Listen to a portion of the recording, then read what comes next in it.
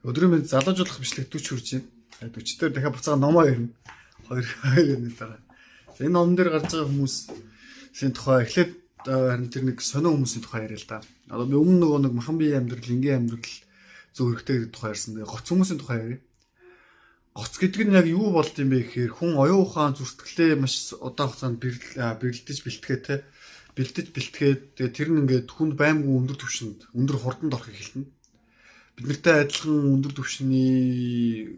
адилхан хүн төлөвтэй мөртлөө хэд өндөр түвшний чадвар скиллүүдийг эзэмшсэн байхыг хэлнэ гэсэн үг. За энэ дээр яг юу гэдэм бэ гэдэг үл заримдаа тийм хүн байхын тулд гоцоох хэрэгтэй байдаг. Жишээлбэл одоо буддаг ч юм уу. За би эсвэл би христийг ярьдэн шүү дээ. Би та нараас зөндөө хэлжсэн би итгэж хүн гэдэг. Христийг яриа зөө. Христ гэдэг чи одоо ингээд 20,000 жилийн өмнөх айлдсан айллуу тий. Тэнгэрийн хаанчлалын тухай, өөрийнхөө эхний эрэлт болон дахин эрэлтийн тухай, олон зүйлсийн тухай, хүний тухай, бурхны тухай, цаг үеийн тухай тий ингээд олон зүйлсийг номлосон бохгүй юу? Дээрэс нь өөрийнхөө энэ номлолыг дэлхийд дахин түгнэ гэж хэлж байсан. Тэгэхээр дэлхийн хэмжээний багш байсан гэсэн үг. Гэхдээ тийм багш байхын тулд зөвхөн сайхан зүрстгэлтэй байгаа болчтой юм уу гэдэг асуулт байгаа байхгүй юу? Буддичны хэд их туушрал дээр яг яад юм бэ гэхээр зүгээр л нэг сайн хүн байгаа л тэгэл ингээл улан цугаал тэгэл болчтой юм шиг санагдаад байдаг. Гэхдээ үгүй байхгүй. Тэгж болдог байсан бол одоогийн төвд одоогийн энтгэг бол дийлдэшгүй уус байх хэвээр. Гэхдээ яг энтгэг зарим утгаараа зөв хөгжлөө л да. Голны юм бэхэр хит их хийсвэрлэл хит их ингээ ганцаардал хит их ууланд хөгчин ерөөсөө хүнийг хөгжүүлдэг байхгүй. Асуудалтаа нүүр тулахгүй ингээд тэ амьсгалал ингээд суугаад ах чинь хүнийг хөгжүүлдэг. Дээрэс нь хүн болгон бурханлаг бүтээл хүн байдал чинь хувийн хичээс үүдэлтэй төстэй болчихж байгаа байхгүй юу. Тэгэхээр яг яах хэрэгтэй юм бэ гэхээр оюун ухаантай байх хэрэгтэй. Тодорхой хэмжээнд цаг хугацаа орон зайг эрхшээсэн байх хэрэгтэй. Тэгээ дээрэс нь одоо нэг 20,000 жилийн өмнө амьдарч ирсэн хүн 20,000 жилийн урт хугацааны тийм цаг хугацааны тийм зүгэл хэлээд нь штэ. Миний сургаал номлол дэлхийд дахин түгнэ. Тэгээд одоо нөөцлөлтүүд ирэх юм аа. Тэг мундаг зүйлсүүд болох юм аа гэж хэлж штэ. Тэрийг хэлхийн тулд тэр хүн их өндөр настай байдаг ч хэлээгүй. За эсвэл их олон ном уншиж судалсандаа гэж хэлээгүй. Зөвхөн төрлөхөөсөө ч юм уу тийм маш мундаг чадвартай. Тэг өөрөөсөө өмнөх номнуудыг нэвтрхий мэддэг тийм чадвартай төрлөхөөсөө бурханлаг төрсөн учраас тиймэрхүү том айлдлуудыг сүнслэг чадвар өндөртэй учраас тиймэрхүү том айлдруудыг хэлсэн гэж үзүүлэл үнд нийцэх байхгүй. Тэгэхээр яг сүүлийн үед бид нар яг юу буруу бодод байна гэхээр зүгээр ингээд байж байгаа л ингээд сууж байгаа л тэгэл нэг сайхан сэтгэл гэдэг зүйлийн тухай бодоол тэгэл баг нэг аврагдаал сайхан болчих юм шиг. Үгүй байхгүй. Харин тэр чинь бүр эсрэгээрээ хүний төөгдөл хүргэж болдог учраас зүрстгэлээ угаах гэдэг үйлдэл чинь тийм амархан үйлдэл биш ээ. Зүрстгэлийн буруу зүйлсийг алга болох гэдэг чинь тийм амархан байсан бол аль их хүндрэлтэй шийдэхэр боллоо шүү дээ. Тэгэхээр энэ бол хэцүү зүйл. Энийг ярьдаг багш нар ингэж тустай байдаг. Жишээлбэл би гим нүглийн уучлалын тухай яг одоо би өөрөө бол нэг ярьж болохгүй. Яг тэгэхээр би зүгээр та нартай адилхан гим нүгэлтэй хүн гэдэг ангилт байгаа. Гэтэ хүний гим нүглээс нь чөлөөлөх хэмжээний айлдварыг айлддаг. Энэ дэлхийн ертөнцид хэдэн зуун мянган адилхан хүн, хэдэн тэрбум адилхан хүн мэдлж байгаа. Тэр дотор хүний төлөвийг давсан хит бурханлаг төлөвд мэдлдэг. Тэ? Эрхийн тулд маш олон зүйлсээр замаа бэлтгүүлээд цаашдаа ингэ дэлхийн хэмжээний айлдваруудыг айлтчаад ингэ дэлхийд заларч чичээ буцаж явдаг тийм багш нар гэж байдаг. Тэр чинь болвол хит онцгой хүмүүс гэсэн үг. Хит онцгой хүмүүс гэхдээ дэлхийд ирж байгаа нь яг ямар утга учиртай юм бэ гэхээр хүн төрөлхтнийг одоогийн нүхэл хогцол харанхуу, зовлон, ганцаардал, үзэн ядал, уйлаан тэ муу мухагаар дүүцсэн байгаа нөхцөлд энэ зовлондоо хит их бити зовоосой гэсэн үднээс тэр зовлонгийн чөлөөлөхийн тулд илүү гэрэлтэй гэгээтэй байдлыг номлохын тулд тэр чөтгөрлөг байдлаас нь салгахын тулд гэрэл гэгээтэй номлолуудыг айлтчаад явдаг. Дээрээс нь тэр номлолууд нь тайлагдах цаг хугацаа гэж бас байна. Гэтэ гэрэл гэгээтэй болсон, зүртгэлийн хувьд гэрэл гэгээтэй, оюун ухааны хувьд зөв хөгжсөн, төлөвшсөн тэ ийм цаг үед илүү боломжтой. Тэгээд илүү одоо ингээд тэр зүйлсийг ойлгох илүү боломж нэгддэг байхгүй юу? Тэгэхээр тэрэнд бол тогтоогдсон цаг үе гэж байна. Багш нарын залгаж хэлхийг хүлээх гэж зүйл байдаг байхгүй юу? Жишээлбэл би өмнө зөндөө хэлжсэн шүү дээ. 16 дугаар зуунд амьдарч ирсэн хүн байх юм бол би 20 дугаар зууны ч юм хүлээн. тухайн тэр библийг уншаад ч юм уу за эсвэл тэр буддын номлуудыг уншаад ч юм уу цогтоосон тэр нэг авралын сайхан цаг үе гэдэг зүйлийг ирээсэ гэсэн найдлага дотор тэр амьдралаа дуусгана гэсэн үг. Энэ бол өнгөрсөн үеийн итгэлийн амьдрал. Дээрэс нь тэр үедээ хүн юу бодох юм бэ гэхээр би бол угаасаа үхлийг яаж чадахгүй тодорхой. Хүн биедээ төгс бүх зүйлийг үхлийг ялаад одоо үр дүнх амьдрахгүй тодорхой учраас яаж сүнслэг авралыг олох вэ? Би орхихдоо би яаж бурханд хүлээн зөвшөөрөхтэй гэж бодох хэрэгтэй байсан.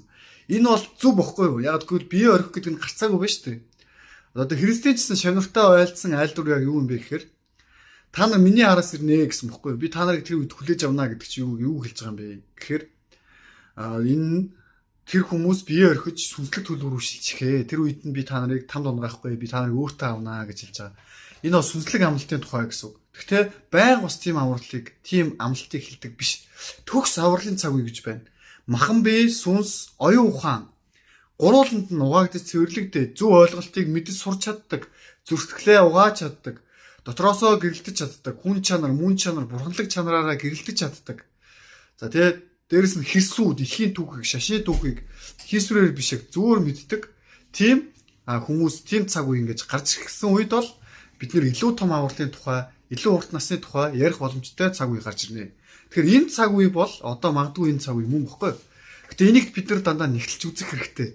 Тэг ингээд бид нар яаж нэгтэлж үзэх хэрэгтэй юм бэ гэхээр номын дагуу, тайллын дагуу, зүй тогтлынхын дагуу ингээд шинжлэх ухаантай адилхан ийм улс өртөө маш сайн судлах хэрэгтэй байхгүй юу? Тэрээс биш монголчууд хит их гинэн байдаг. Энд нэг сайн хүн гэхээр нь тийшээ очдог. Тэнд нэг бөө гэхээр нь тийшээ очдог. Ийм амьдралаар бид нар амьдраад ах юм бол хизээч төгс аврал хүрч чадахгүй. Надад ч гэсэн зүртгэл гэж байвал зүртгэлт чинь харанхуй бузар булаа зүйл, буруу ойлголтууд, өнгөрсөн насны үүлийн үр, алдаа гэдэг зүйлс байгаа. Энийгээ би цэвэрлэхийн тулд ууланд суух хэрэггүй. Ууланд суух хэрэггүй, ганцаараа суух хэрэггүй. За эсвэл хин нэгэн дээр очих шаардлагагүй. Яг гэвэл тэр хүн надтай л адилхан хүн байж тээ. Тодорхой хэмжээний сүнслэг чадрууд байж магадгүй. Гэхдээ тэр хүн бурхан биш. Тэгэхээр миний амьдрал миний гарт байд юм бол, миний хувь тавилан би өөрөө бүтээд юм бол бид нар зүрхсгэлд байгаа тэр харанхуй буруу ойлголтуудыг, хортой өрүүдийг тайрч хаяс, тасдаж хаяад сайн үр, бурханлаг номлол, зөв ойлголтуудыг хийх хэрэгтэй байна. Энийг хэн хийдэм бэ гэхээр багш нар буюу тэр одоо тэ пасторууд ч юм уу, уулын тэр лам нар ч юм уу хийх ёстой. Гэтэ тэр хүмүүсийг сайн хийж чаддаггүй. Номоо ингээ хажууд шин тавьцдаг. Буруу тайлдаг. Сүнслэг утгатай зүйлийг махан биеэр тайлдаг. Буруу ойлгодог те. Ийм хүмүүсээр дүүрсэн нийгэм байх юм бол ерөөсөө энэ зүйл чинь сайжрахгүй. Ерөөсөө ахис дэвшихгүй. Тийм учраас бид нар одоо яах ёстой юм бэ? Яах ёстой юм бэ гэхээр илүү хэрсүү бай, илүү мундаг бай, илүү хөвгч, тэгээд илүү зөв ойлголтуудыг аваа. Буруу хүмүүсээс зайгаа барь. Тэгээ бурханлаг биш мөртлөө бурханлаг юм шиг дүр эсгдэг хуурамч нөхдүүдээс зайгаа. Тэгээ илүү зөв хүмүүсийг даг. Тэгвэл чи амжилтанд хүрч чадна. Шалга, хэрсүү бай, хөвгч, хөдөлмөрл, буруу биш хөдөлмөрл. Буруу хөдөлмөр гэж юу юм бэ гэхээр 20-оос 50 хүртлээ тэгээ цалаа авдаг, тэтгэвэр төлдөг. Ингээд явж нийгмийн дадлага төлтөл нэг тэтгэвэр төлдөг гэн тэтгэвртэй болдог. Энэ амьдралын циклийг бид нэр өнгөрсөн цаг үеийн хатуу соёлуудыг бодвол арай илүү дээр соёл юм байна да гэж тогтоосон. Гэтэ энийг дахиад ч гэсэн илүү ахиж дэвшүүлэх, илүү зөв сэтгэлийн хандлагатай, ажилчин, захирал бүгд ойлголцдог тийм нийгмийг бүтээх боломжтой. Ингийн тулд бид нэг хүн гэлтгүү нийтээрээ яг зөв зүйлсээр зөв төлөвшөөд зөв ухаалаг байдлыг хэрэгжүүлж чадах юм бол хуурамч олон нөхдүүдээс зайгаа барьж чаднаа. Яг бол хуурамч гоё ярьж чаддаг нөхдүүд их олон байдаг. Тэд нэр их сайхан харагддаг, сайхан зүйлийг амладаг гэсэн ч гэсэн тэр болгоно үнэн байх албагүй. Тийм болохоор тэр нөгөө дээр үед нэг Улаанбаатар гэдэг нэвтрүүлэг гэсэн. Тэрний нэг лодсон боо гэдэгтэй адилхан. Хэрсүү бай гэж зөвлөе. Тэгэхээр би тэр үнийг нэг дэмждэг шүү дээ. Тэр үгийг ашиглаж байгаа учраас зохиогч ирэх болмоос нэрийг хэлж байна. Хэрсүү байцгаая, хэрсүү моцгаая монголчуудаа. Илүү ухаантай байцгаая, илүү зөв байцгаая.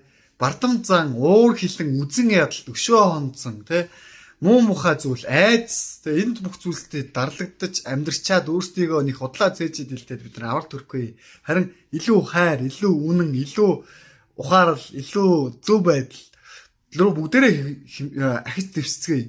Энэ бичлэгийн цаана, энэ утасны цаана сууж байгаа тэнэг хүн хүртэл, царай муутай хүн хүртэл, тэгээ ухаан муутай мөртлөө хүртэл ингээд хичээгээд оролдож явах та нар яагаад чадахгүй гэж бүгдээрээ чадна шүү дээ. Тийм болохоор хамтдаа хичээцгээе.